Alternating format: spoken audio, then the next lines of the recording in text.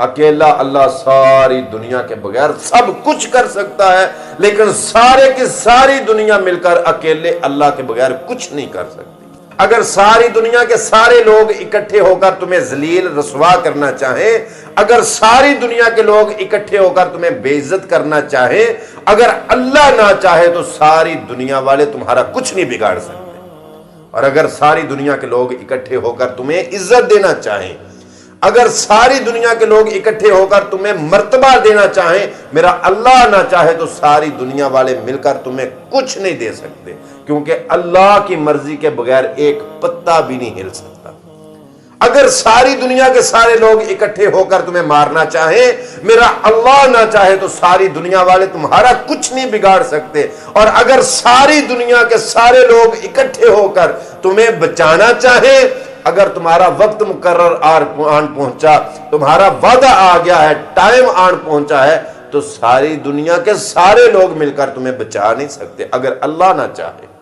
ایک اللہ کے بڑے نیک بزرگ تھے، جب ان کی موت کا ٹائم قریب آیا نا، تو جو پاس بیٹھے ہوئے تھے وہ رونے لگے کہ آپ ہم سے دور جا رہے ہیں، جدائی پڑنے والی ہے، آپ دنیا چھوڑ کر جا رہے ہیں۔ لیکن وہ جانے والے بزرگ مسکرا رہے تھے، ہنس رہے تھے، ان کے چہرے پر ایسے ہنسی تھی، مسکراہٹ تھی، جیسے ان کے دل کی مراد پوری ہو رہی ہو۔ تو جو پاس بیٹھے ہوئے تھے انہوں نے مسکرانے کی وجہ پوچھی کہ آپ اتنے خوش کیوں ہیں؟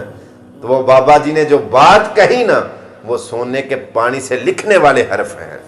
وہ کہنے لگے ایک عاشق اپنے معشوق سے ملنے کے لیے تڑپ رہا ہو، اور جب وہ وقت قریب ہو ملاقات کا تو وہ خوش کیوں نہ ہو؟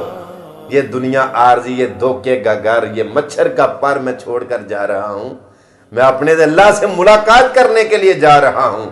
یہ موت کا پردہ درمیان سے ہٹے گا تو وہاں جاؤں گا، وہاں میرے اللہ ہوں گے، رسول اللہ ہوں گے، وہاں اصحاب ہوں گے، اولیاء اللہ ہوں گے۔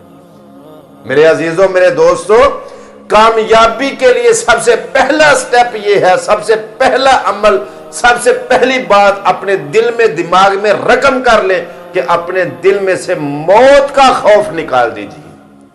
جب تک آپ کے دل میں، آپ کے دماغ میں یہ موت کا کھٹکا رہے گا نا کہ میں مر جاؤں گا، میں مر جاؤں گا، میں مر جاؤں گا، اتنی دیر تک آپ اگلا قدم اٹھا ہی نہیں سکتے۔ بھائی مر جاؤں گا تو کیا؟